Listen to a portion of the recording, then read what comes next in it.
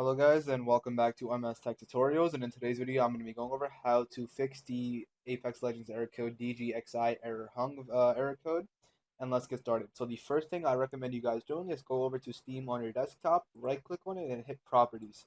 From here click on the compatibility tab and check two boxes. Run this program in compatibility mode for Windows 8 and then run this program as an administrator. Once you go ahead and check those two boxes, hit apply and then hit OK, and then you can X out, open up Steam again, go over to Apex Legends, right click on it, and hit Properties. From here, go over to the Installed Files tab, and you want to click on Verify Integrity of Game Files. Once you basically do that, you should be good to go. I also do recommend restarting your PC after doing this step as well. And you can also restart Steam and update it by clicking on Steam in the top left corner and hit Exit. What this does is basically just update Steam if there are any updates, and yeah, you should be good to go.